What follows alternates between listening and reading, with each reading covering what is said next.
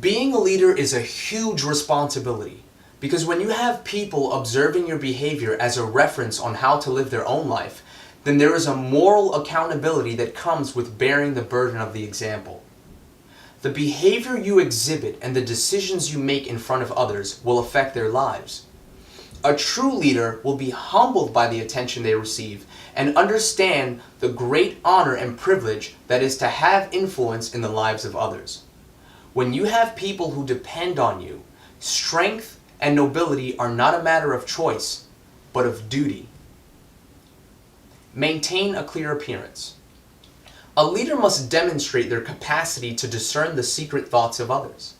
By maintaining a clean appearance, you project the message that you have an awareness of your image and thus an acute understanding of the way people see you. A person who does not maintain good hygiene will reflect the image of a child who has not fully come to understand the significance of impression. Don't be sloppy. Be mindful of your dress, hygiene, and manners. Your physical appearance is your first line of defense against those who seek to harm you or sabotage your reputation. When people cannot criticize your image, they are forced to criticize your character. And that is much harder to do because it requires actual intelligence. In the same way that a leader is aware of their societal image, they must also be aware of their own self-image. This is how you learn to be self-critical by identifying and compensating for your own faults. Most people wait for others to notice their weaknesses before they decide to change. But a leader understands the disgrace of having to listen to people judge you when they only know half the story. A leader understands that true judgment is within, and in order for it to remain within, one must be willing to embrace the truth before their inadequacies manifest externally and they become a burden to others. Be quick to apply the truth that you've learned from making mistakes. True confidence comes from an acute awareness of one's own strengths and weaknesses as affirmed from experiences in trial and error.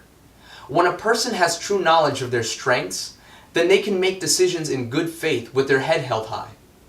The same cannot be said for those who claim to aspire confidence, yet are not willing to work towards improving their own capacities. In order to be confident, you must first have something to confide in. You cannot be confident without having done the work which is necessary to act in certainty.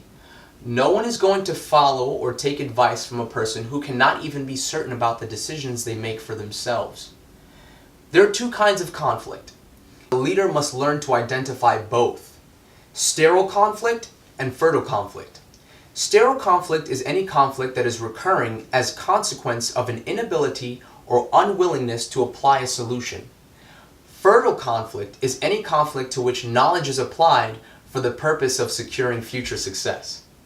Some people only experience sterile conflict because they are too afraid or too lazy to apply a solution. They tend to avoid conflict altogether because they are comfortable in their inadequacies and don't want to progress. Then there are those who experience fertile conflict because they see struggle as an opportunity for growth and they use it to make themselves stronger.